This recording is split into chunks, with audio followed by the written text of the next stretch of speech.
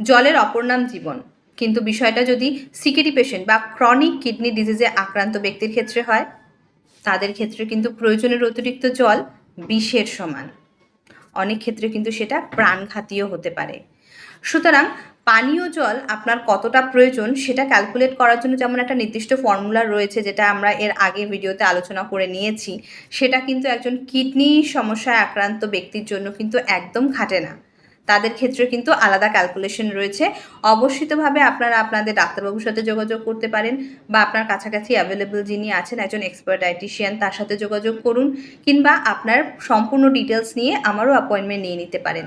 তবে সঠিক বিষয়টা হওয়া দরকার, তা নাহলে কিন্তু জল ব্যাপারটাও প্রাণঘাতী হয়ে যেতে পারে। খুব জেনারেল একটা আইডিয়া দিই, যাদের ডায়ালিসিস হচ্ছে তাদের ক্ষেত্রে কিন্তু ইউরিন আউটপুট অলমোস্ট নীল হয়। সুতরাং তাদের ক্ষেত্রে আমরা প্রত্যেক দিন ওয়াটার ইনটেক ধরে নিতে পারি 800 থেকে 1000 ml পর্যন্ত হতে পারে, বা কোনো কোনো ক্ষেত্রে তার থেকে কমও হতে পারে। আর যারা সিকেডি 1, 2 বা 3 আর্লি স্টেজেতে রয়েছেন, তাদের ক্ষেত্রে লাস্ট 24 ঘন্টার ইউরিন আউটপুট কী হচ্ছে তার উপর বেস করে কিন্তু পরের দিনের ওয়াটার ইনটেক আমরা ক্যালকুলেশন করতে পারি।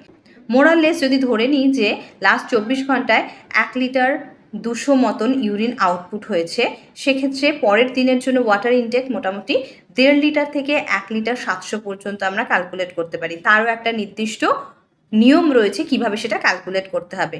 তো এই ক্ষেত্রে নিজেরা ডিসিশন না নিয়ে অবশ্যই এক্সপার্টাইজ হেল্প নিন। মিস ডায়েটিশিয়ান চ্যানেলে আমার সাথে কানেক্টেড থাকুন।